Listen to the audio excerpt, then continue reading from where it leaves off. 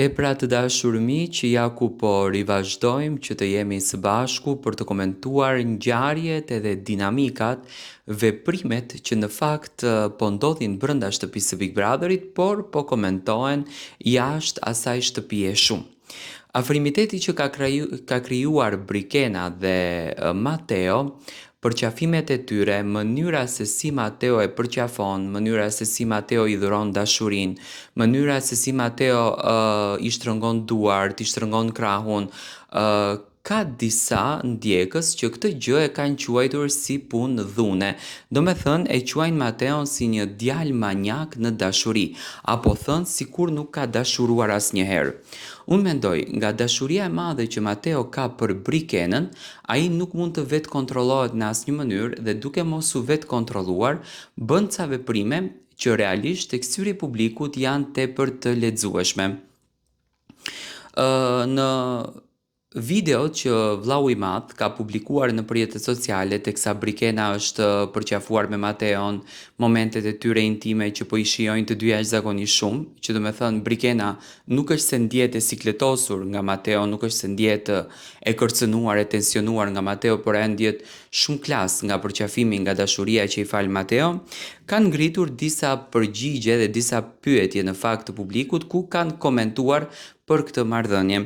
Për shembull, në një koment thuhet o Zot, si qen i tërbuar, sa shëmtut që të dy.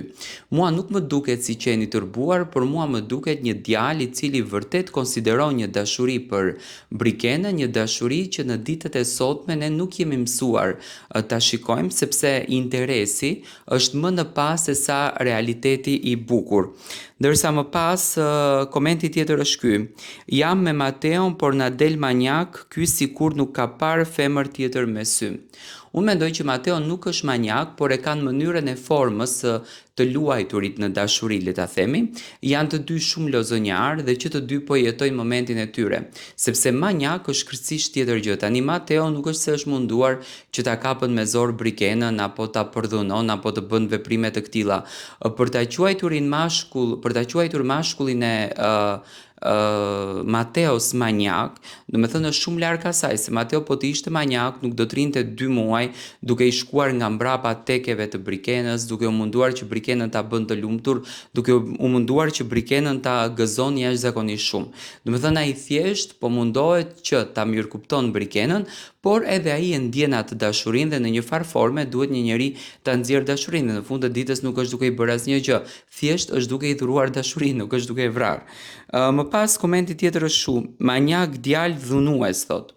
Nuk e kuptoj pse e quajnë Mateon djalë dhunues. Mateo ka një lloj qëndrimi shumë korrekt kundër drejt Brikenës dhe po të ishte djalë dhunues me karakterin që ka Brikena, që më thënë Brikena bënte namin nëse Mateo thjesht i jepte një gotë me ujë e jo më të shkonte deri tek dhuna, natyra e Brikenës dhe njeriu i Brikenës nuk e toleron këtë gjë dhe unë mendoj që Mateo është djali fare dhunues i kësaj shtëpie. Dhe më pas u mek ky i përvoluari i shekullit. Do me thënë njerëzit dashurinë e madhe të Mateos e quajnë i përvëruari i shekullit. Tani unë mendoj në shoqërinë tonë është ky fenomeni që hall të dashurosh, hall të mos dashurosh.